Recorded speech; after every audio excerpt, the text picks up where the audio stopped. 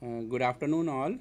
Myself, Ashish Joshi, working as a scientist at Photogrammetric and Remote Sensing Department, IIRS, Dehradun. Today, I will give the lecture on the basics of SAR data processing. So, in this lecture, we will cover the radar and SAR concepts, and the SAR image formation concepts, and the SAR geolocation and geocoding concepts. Basically, SAR is the synthetic aperture radar. So, unlike the optical imagery, we need some signal processing techniques to focus the radar images or SAR images. So, we will see how to focus the SAR images, or how to do the data processing, raw data processing for the SAR images.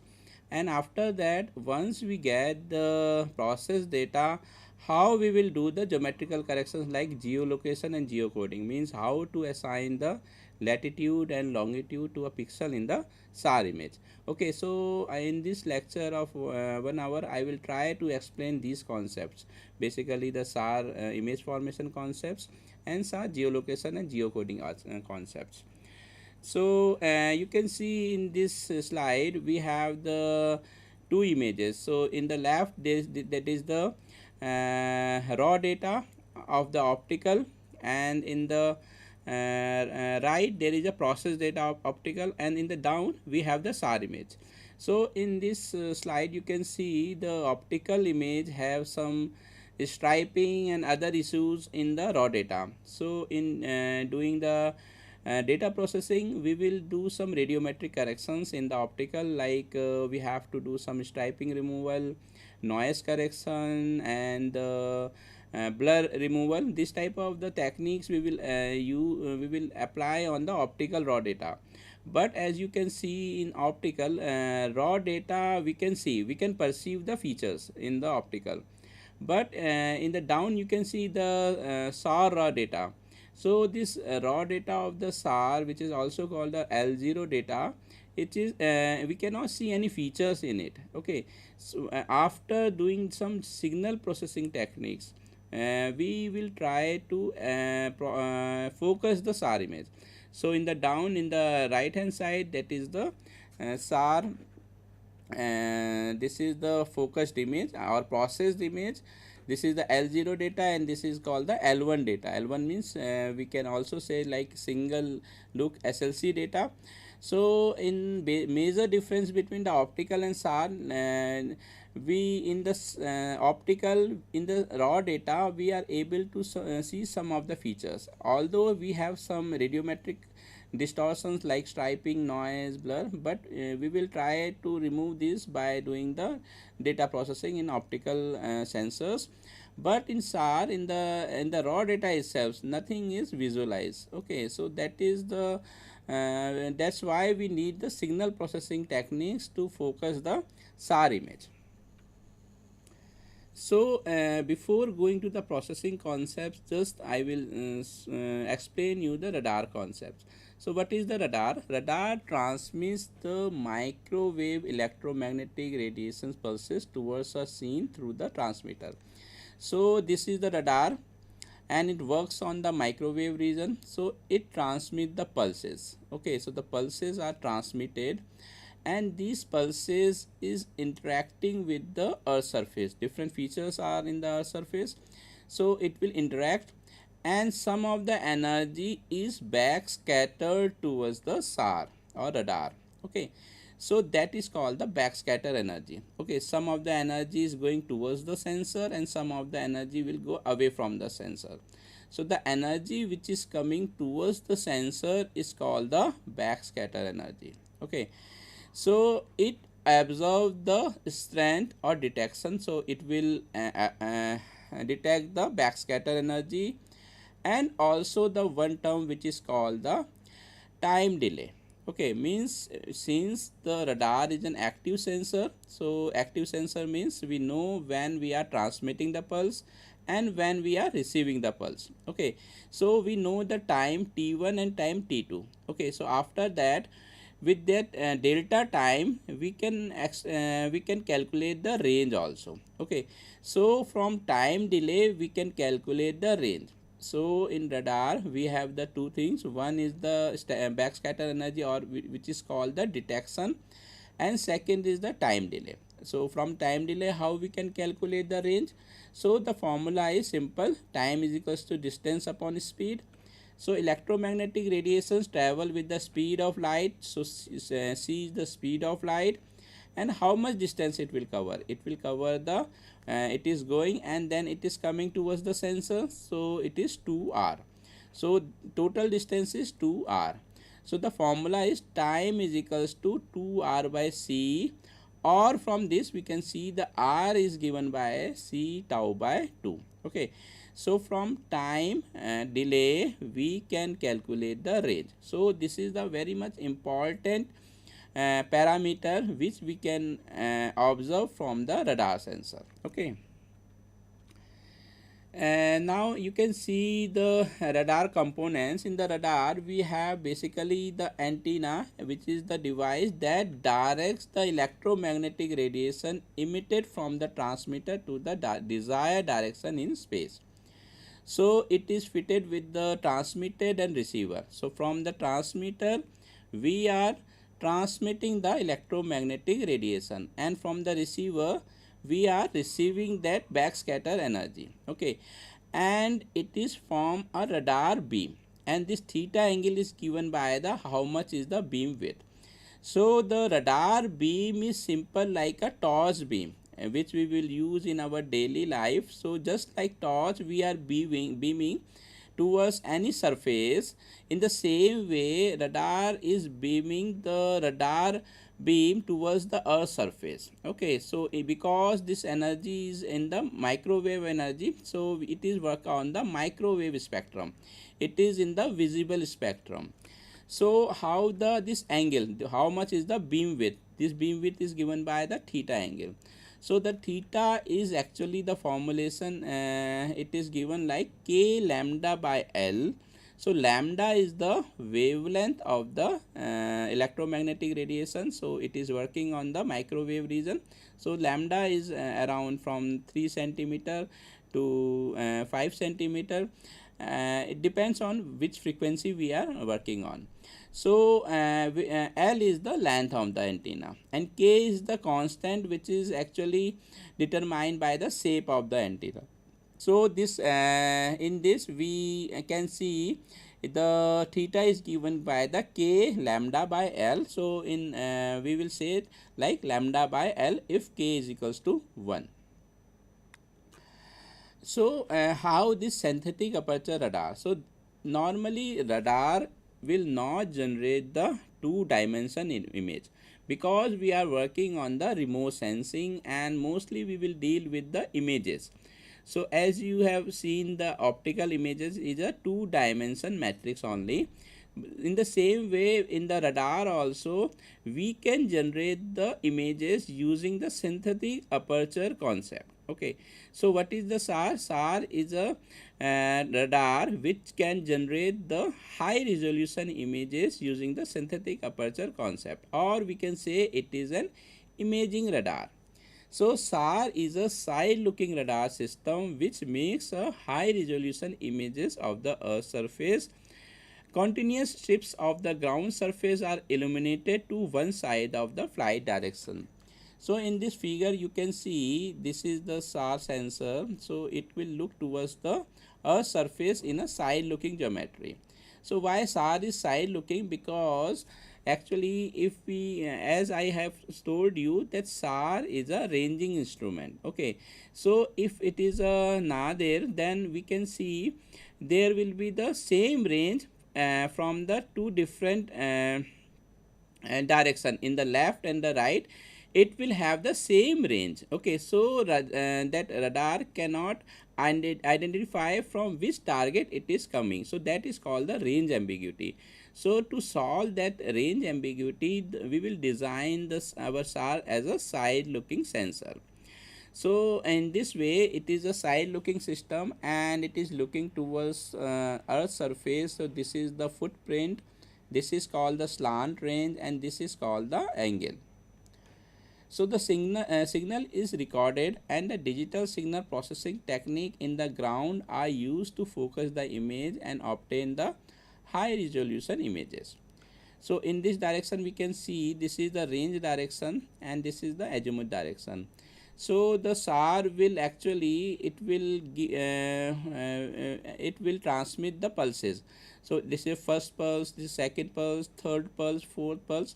So and it is moving also. So we can see it is forming a two dimension matrix or two dimension data.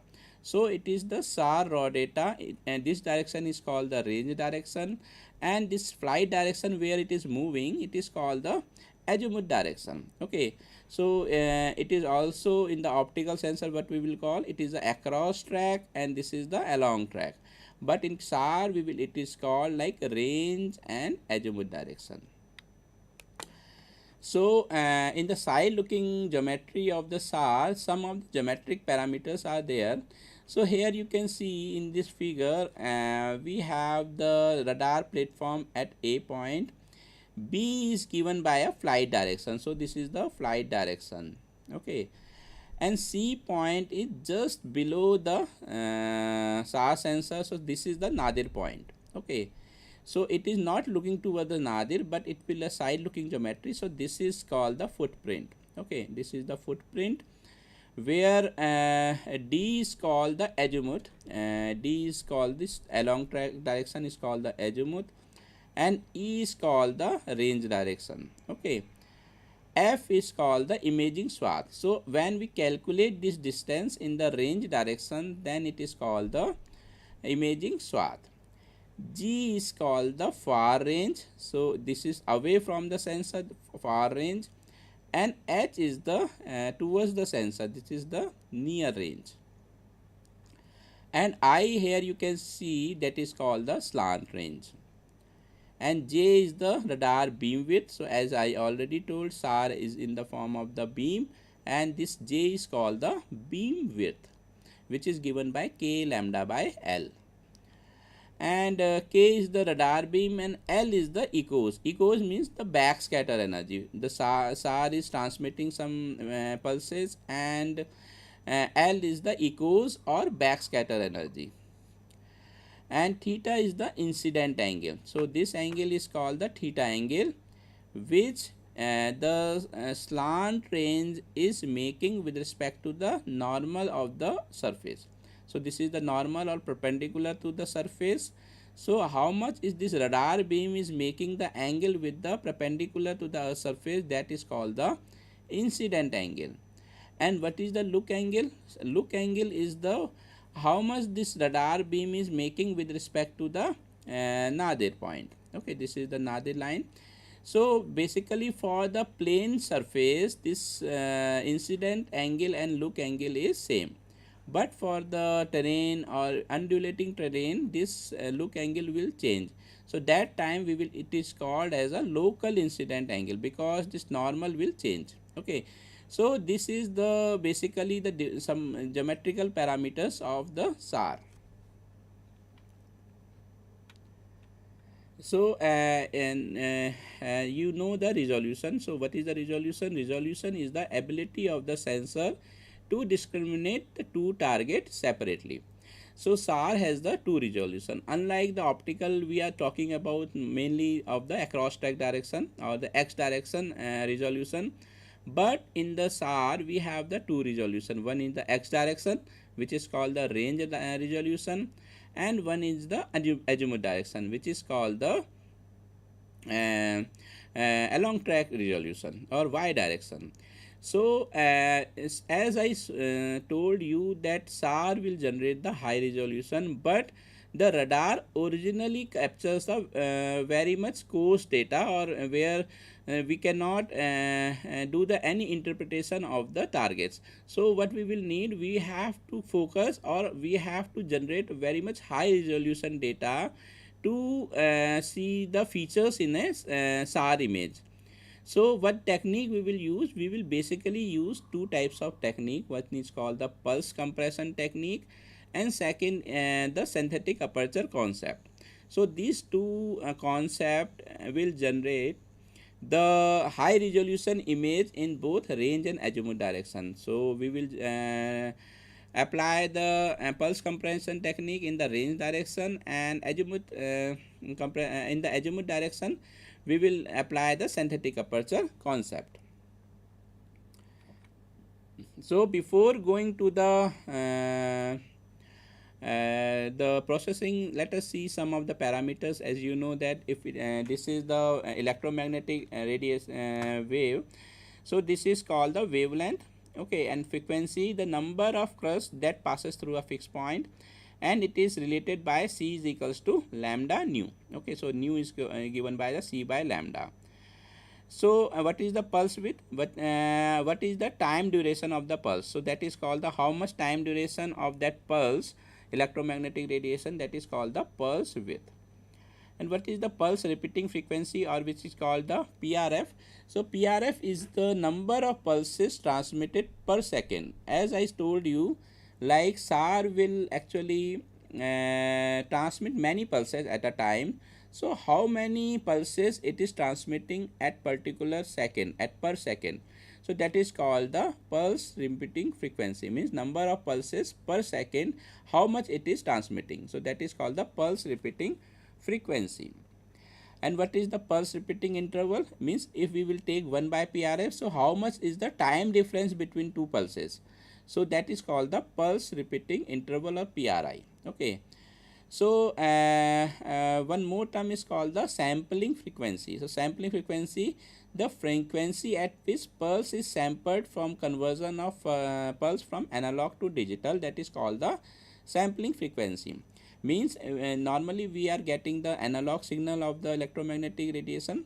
So from converting from that analog to digital form, so we have to sample that signal. So what, at which frequency we are sampling, so that is called the sampling frequency. So how we are getting the number of samples? So the number of samples in a digital image is get by if we will multiply this sampling frequency into the time duration. So if we will multiply these two things, then we will get how many samples we will get in the SAR image. Okay. So let us see why it is needed the better range resolution or azimuth resolution. So how to get better range resolution? So in this figure you can see this is the pulses. So that is called the transmitted pulse. Okay, and this is called the reception window. So at this time we will receive the pulse. Again this is the second pulse transmitted, third pulse, fourth pulse, and this is the pulse width. So for a particular time the pulse is transmitted, that is called the pulse width. So if you can see in this figure here, if this radar is transmitting any pulses and there are two targets, T1 target and T2 target, so we can get the return from both of the targets, or echo from the first target and second target. So these two echoes will appear in this reception window. So we can see this is the target T1 reception window, and this is the target 2 in the reception window. So this is are the two target echoes we are getting in the reception window. So when the SAR will say these are two targets, so what is the condition of the resolution? When the SAR is able to distinguish these two targets separately, then only we can say the resolution for the SAR. Okay, so what is the condition to discriminate these two targets separately? This is the condition, like if the time difference between these two should be less than the pulse width. Okay, so this is the time we are getting 2r by c. So from my earlier slide I have shown you how much time we are getting. It is c tau by 2, or time is given by the 2r by c. So from this we can see the formulation, like how much time. This is t1 minus t2 minus t1 time should be greater than tau. Okay, so the time difference between the two target return echoes should be greater than the pulse width. So this is the condition to distinguish two target separately. So the formula is 2 by C R2 minus R1 should greater than equals to the tau. Okay. Now if you can see, this is the target T1 echo and T2 echo. So this is the mixed echo we are getting. So how to separate these two signal? So from previous slide, the condition is like this one, or we can simplify like R2 minus R1 is delta R should be greater than C tau by 2. Okay, from here or for the pulse width of around 20 microseconds. So if we will calculate tau is equals 20 microseconds, so how much we are getting delta R it is coming around 3000 meter or 3 kilometer. So what it is telling, if the target distance is 3 kilometer, then only we can resolve. So the sensor will separate two targets separately if the distance between two is greater than 3 kilometer.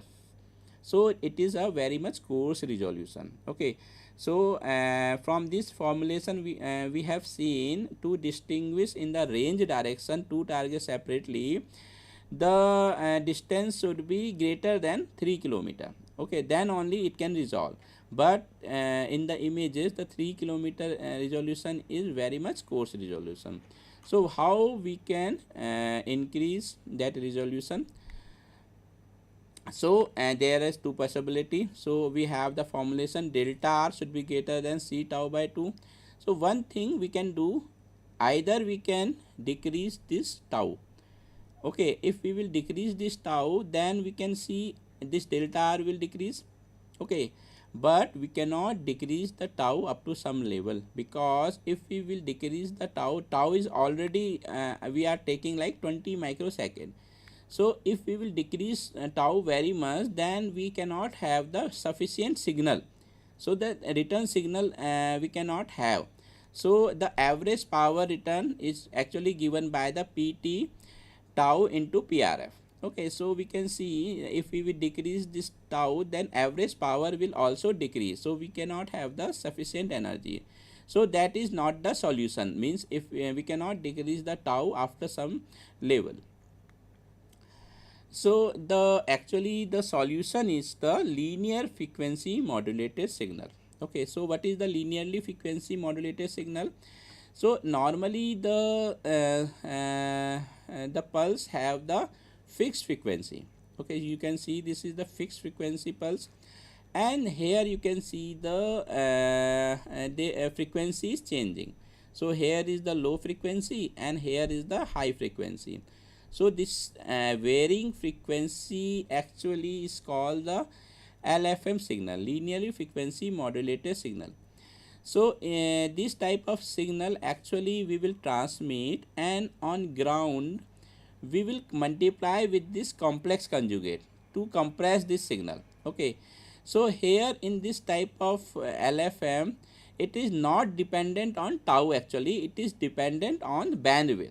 So if we will make a signal of high bandwidth, then we can have the higher resolution. Okay, so this technique is actually what we will use. We will generate the LFM signal, and we will use in the pulse compression technique on ground to get a better range resolution. Okay, so first solution is we can use this linearly frequency modulated signal, which is basically of varying frequency, and we can construct a large bandwidth signal from the LFM. So here this is some the LFM signal, the how the real part is looking, how the imaginary part, and if we will make the phase is given by the imaginary by real. So this is the phase we are getting.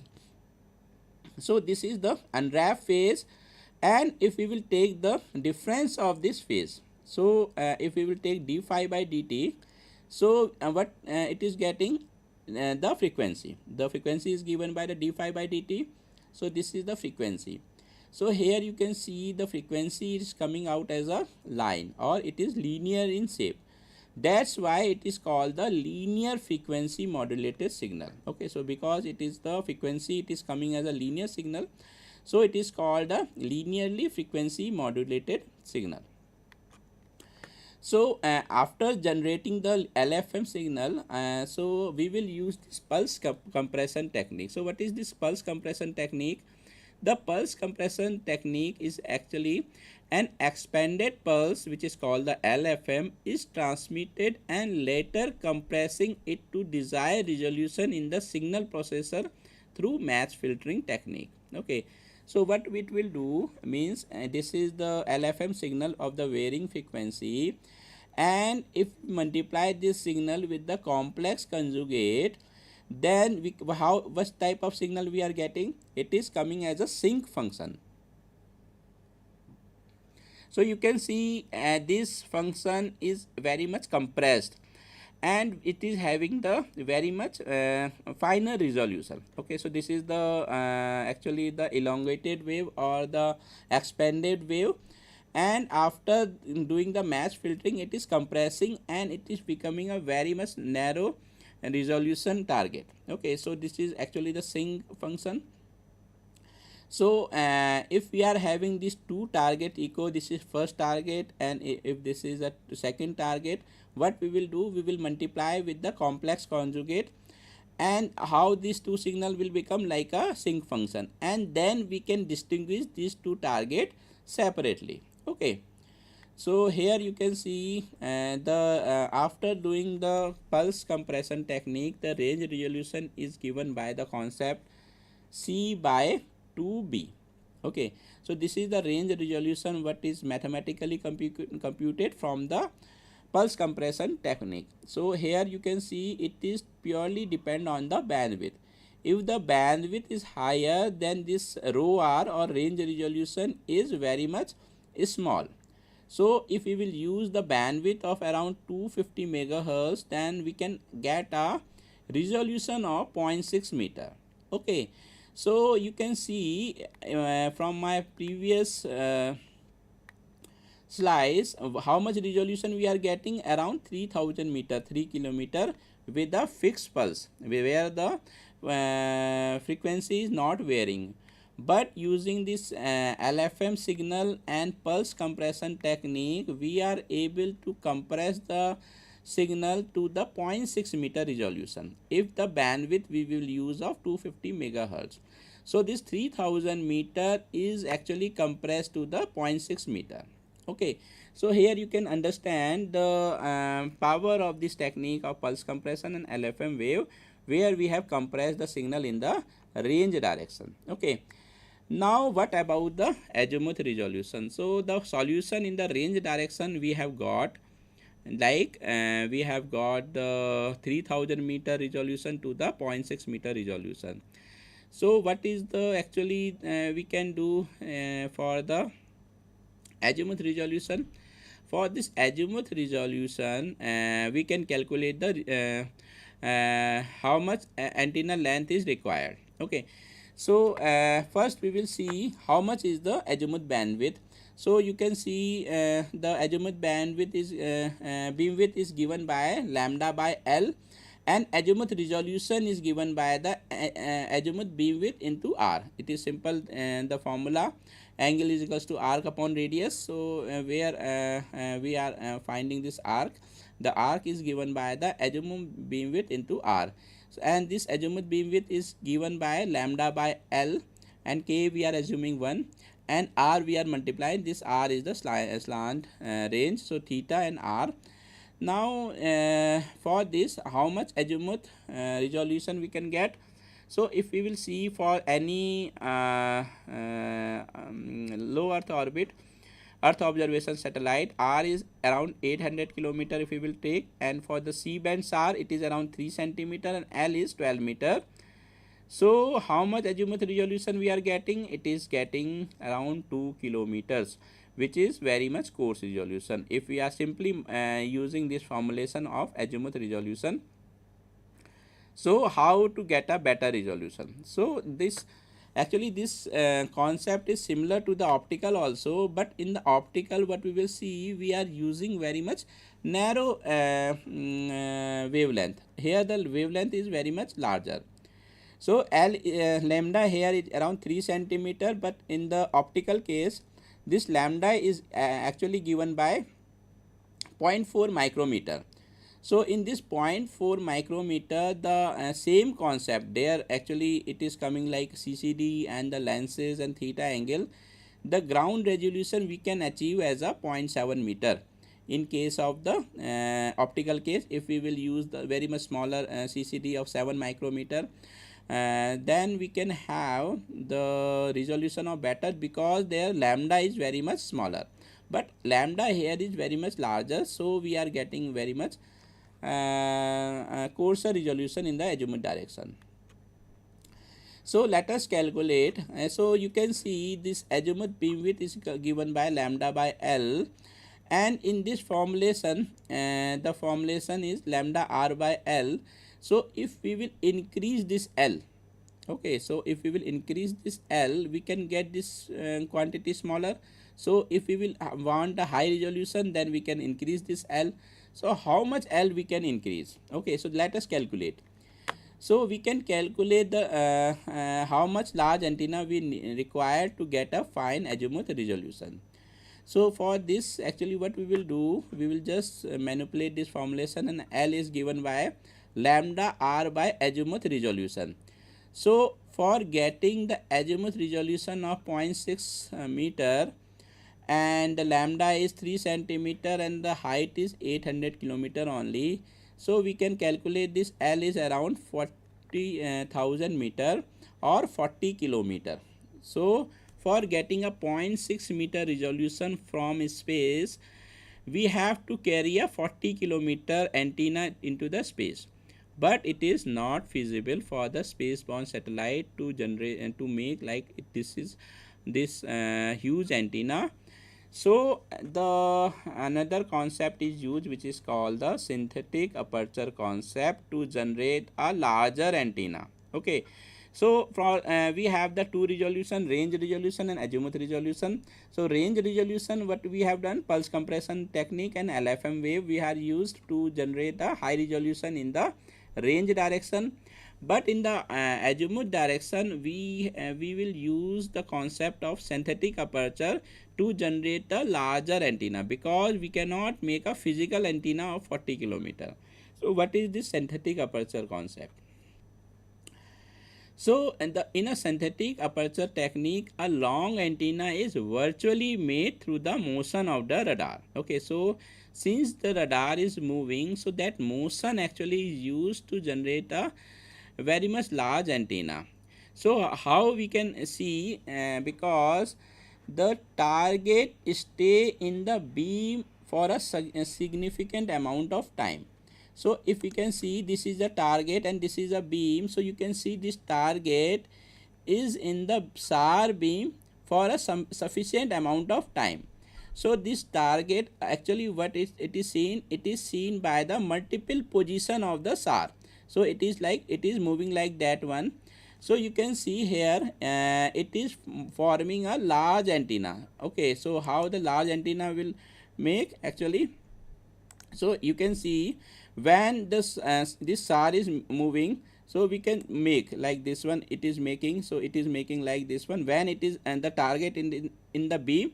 So this type of long antenna it will make, because the target feels it is seen by the multiple positions of the SAR. So this is called the synthetic aperture concept. Okay, so this what we have done, we have generated a large antenna by the motion of the radar using the synthetic aperture concept, because the target is in the beam of the SAR for sufficient amount of time. So this actually is the physical, it is actually generating as a synthetic aperture. So in the range direction, what we have done, we have sent the LFM signal, but in the azimuth direction, this LFM signal is actually naturally made by the motion of the SAR. Okay, so we have both. the this LFM signal in the range direction also and in the azimuth direction also. So you can see, because this SAR or radar is moving away from the target, so this due to the Doppler, as you know the Doppler concept, when any target moves away or towards the sensor, then we have the frequency shift. So you can see in this also, because it is moving, first it is moving towards the sensor target and then away from the target. So first the frequency will increase and then it will goes on decreasing. Okay, so the here the frequency is varying, so we are having a linearly frequency modulated signal where the frequency is varying. So in range direction we are creating the LFM signal, but in the azimuth direction it is actually generating with the motion of the SAR. Okay, so both direction we are having the LFM signal.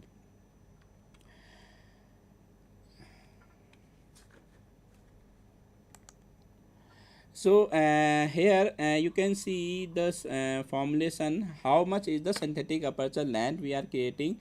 So this is the actually this target, and it is actually it is seen. So it is seen, this target is actually it is seen by the multiple position of the SAR. So this is the actually the array of the radars. So this is the like a array of the radar, and after doing the mathematical computation, we are getting the synthetic aperture length as 2 lambda r by L. So what we can calculate, how much synthetic length we are getting, it is around 4 kilometer. L is the wavelength, R is the slant range, and L is the physical length.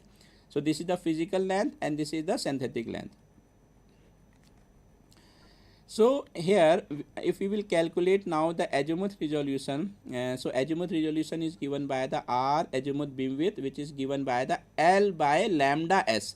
Lambda S is the synthetic length, and LS is given by 2 lambda R by L. So if we will put this formulation, how much length we are getting, resolution L by 2.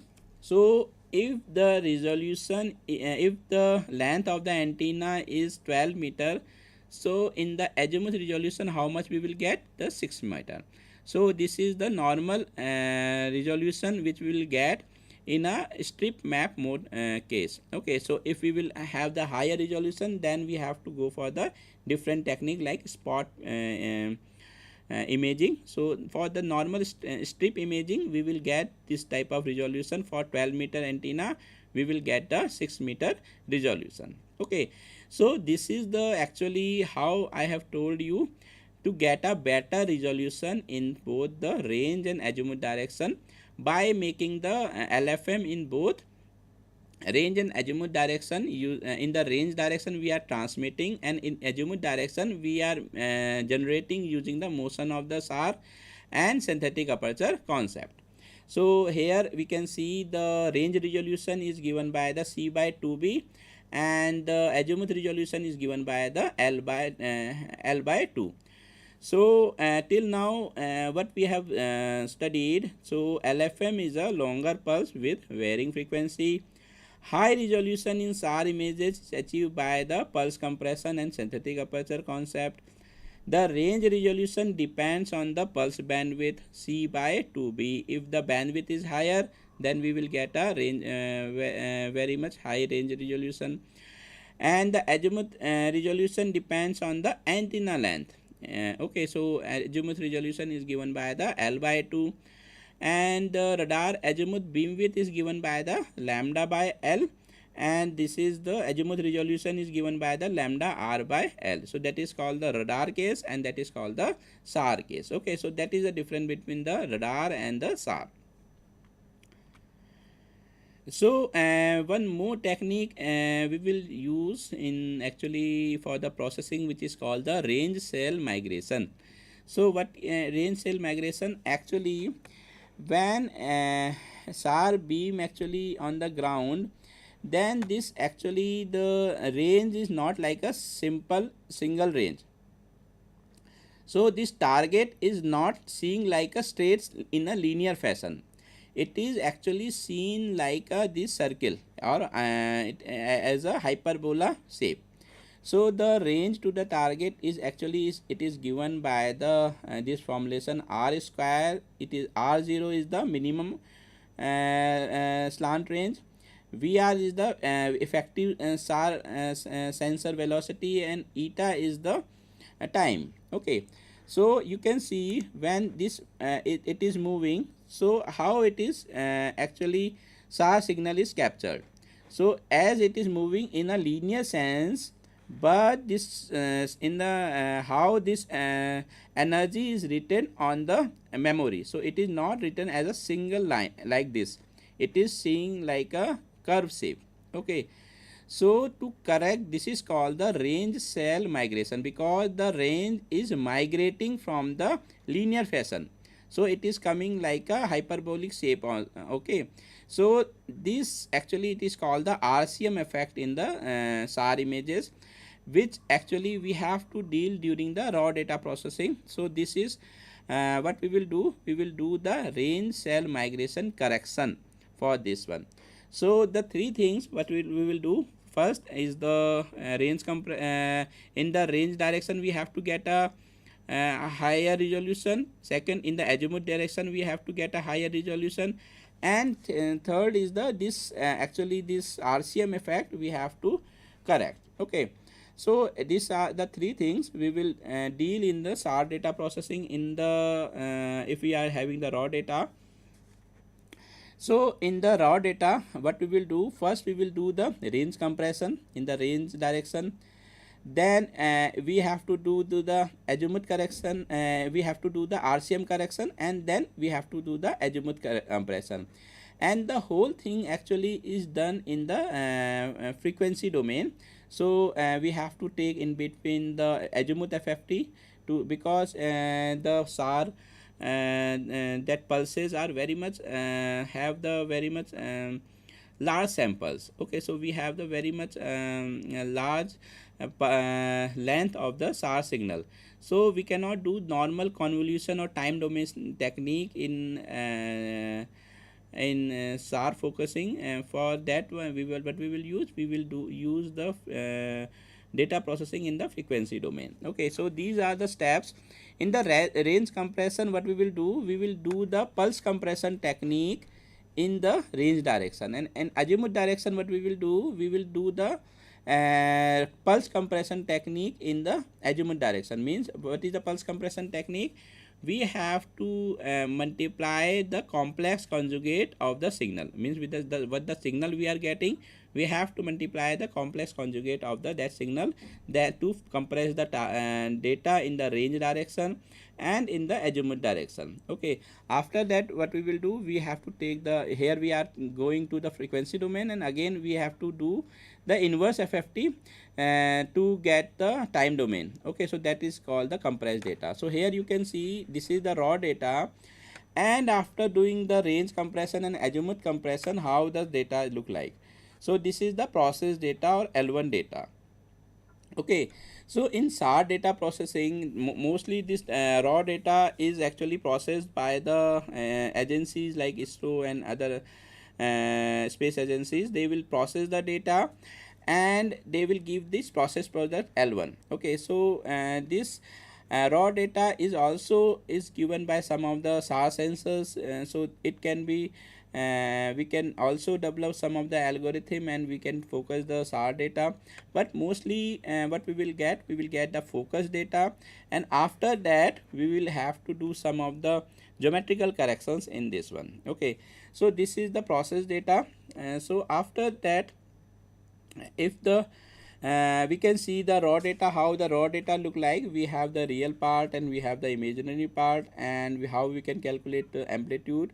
Amplitude is we can calculate like real square plus imaginary square, and phase we are getting by tan inverse image by real. Okay, so what are the difference are raw data product. We can have the raw data, which is signal level data.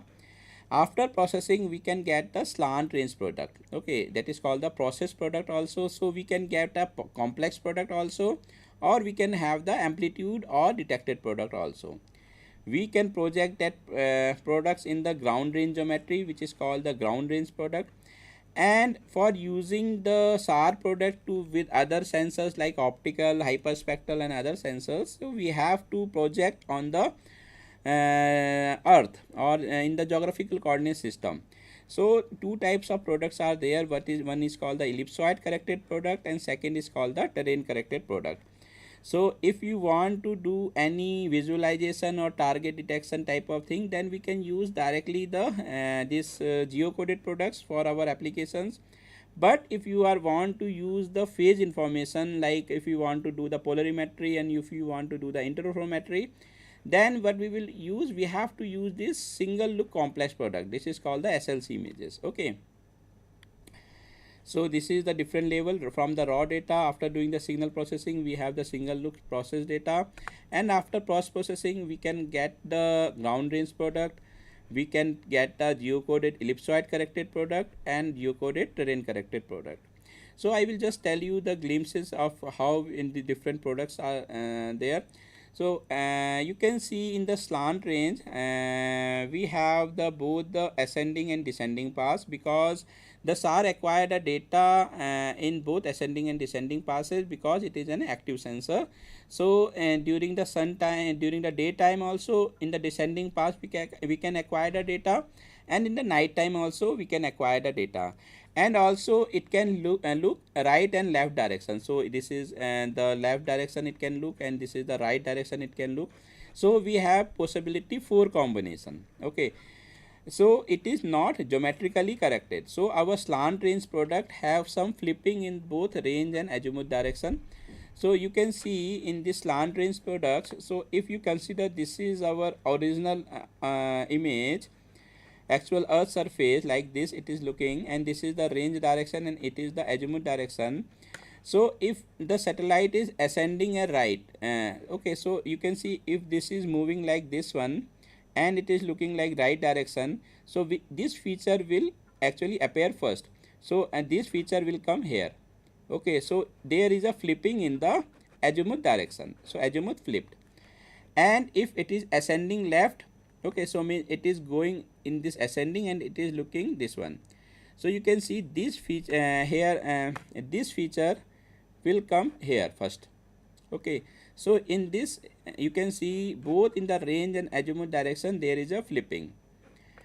If it is descending left, okay, means it is coming here and looking left, so there will be no flipping. And in case of the if it is the descending right, there will be a range flip. Okay, so we can have a 4 combinations of the data of based on the pass direction and the look direction.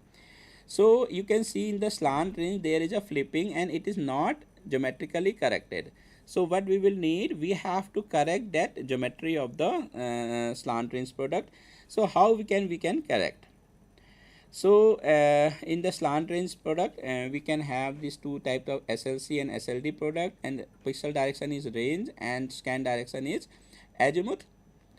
And the pixel size, it is given like c by 2fs. C is the speed of light and fs is the sampling frequency. So what is the sampling size in the SAR images in the slant range product? It is given as like c by 2fs. So in slant range you can see here this is the real part and this is the imaginary part. And because in the complex image we cannot see the features, so what we will have to do, we have to generate the amplitude. So normally the slant range product or SLC images, as it is provide only real and imaginary. And if you want to visualize the feature, what you have to do, we have to make the amplitude. Amplitude, it is looking like a square root of real square plus imaginary square. So in this image you can see for the slant range product or the process product, to generate the amplitude image we have to use this formulation.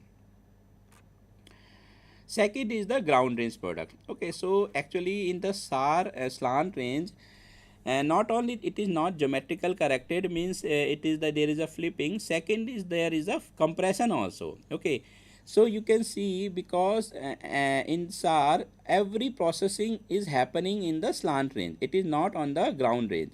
So every pixel is projected in the slant range. So how the formula is projected? It is given as a ground range is equals to slant range by sine theta. Theta is the look angle. Okay. So this theta actually it is giving this compression because each pixel is projected with some non-linear fashion as a sine theta factor. So you can see in the slant range image there is a compression of the features, and once you project these features on the ground by using this correction factor, you can see how the image look like.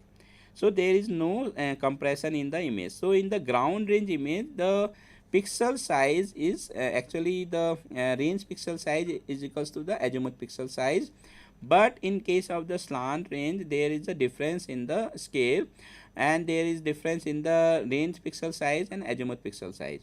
So in the SAR slant range image there is a issues in the geometry in terms of scale and in terms of flipping of the features. So how to correct that thing? So that thing is actually corrected through the SAR geolocation algorithms. So what is the SAR geolocation? SAR geolocation is the calculation of the geographic coordinates of a image pixel. So actually if we know the what is the latitude and what is the longitude of that pixel, then we can able to project on the earth surface. Then all the things of geometrical corrections we can apply once we are having the latitude and longitude of that pixel. So the process of calculating the position in terms of the latitude, longitude, height, or in the XYZ of that point, then actually we can do the corrections in terms of in the SAR images. So how we will do? We will actually use the three equations in the SAR, because one is the range equation, one is the Doppler equation, and third is the ellipsoid equation. So three equation we will make a SAR sensor model, and that SAR sensor model is used to calculate the XYZ of a pixel. Okay. So here actually the SAR geolocation is more precise than optical geolocation, because in SAR actually what we are calculating this range very precisely, because the time delay we are having in the nanosecond level. So that time is actually is very much precise, and because that precise time we are having that precise range. Okay, but in optical geolocation basically we are depending on roll, pitch, and yaw. So that roll, pitch, and yaw actually if any inaccuracies will be there, then it will give a slightly poor geolocation. But with the data processing algorithm we will make the optical geolocation also better, but in acquiring wise, data acquisition wise, we can get more precise information in SAR sensor as compared to the optical sensor, because in the optical what we will use, we are using roll, pitch, yaw, means IMU sensors. Okay, so any inaccuracies or calculating the roll, pitch, yaw, it will lead to the error in the geolocation purpose also. So what is the SAR geolocation? So in this figure in the slant range, so what is the latitude and longitude of this pixel? So the SAR geolocation process will actually tell what is the lat long of that pixel. So SAR geolocation actually it is the we will use three equation. One is called the earth model equation, which is the ellipsoid equation we will use. So based on our ellipsoid equation like WGS84 model we are using, that equation we will use, SAR range equation we will use, and SAR Doppler equation. So these three equation we will use to geolocate the any pixel on the ground. So we have the state vector of the SAR, means we know what is the time of acquisition, what is the X, Y, and Z of the sensor, and what is the velocity component. So all these parameters we know the SAR parameters also, like range, look angle, incident angle, all parameters we know. So with the help of these parameter we will try to locate this point, what is the XYZ of this point, or latitude, longitude, height of these points. Okay, so once we have geolocated, then based on that geolocation we will project our image to the earth surface. Okay, and that is called the geocoded ellipsoid correction or geocoded terrain correction. Okay. So what is the SAR geolocation? So we will do the geolocation in terms of forward geolocation and backward geolocation. Forward means for a particular ij, means in ij is the row column index in the SAR image. What is the latitude and longitude? So, means we will try to calculate the latitude and longitude for a particular pixel. That is called the forward geolocation. If we have the SAR image and at a particular point, like say 100 comma 200 point, what is the latitude and longitude? So that is called the forward geolocation. And second is the ground to image geolocation, that is called the backward geolocation. So backward geolocation means for a particular lat long on the ground where it is coming from the SAR image, it is the backward. So we will have the ground information of the ground, means we know the latitude longitude of a particular ground, and we want to model from which pixel it is coming. Okay, so which SAR, where it is intersecting with the SAR image. So for a particular lat long, what is the row index in the image? So that is called the backward geolocation. Okay, so we have both forward and backward geolocation algorithms in the form of SAR sensor model using the range Doppler equations, and using that actually we will do the SAR geocoding. Okay, so SAR geocoding is the step to convert to actual earth geometry.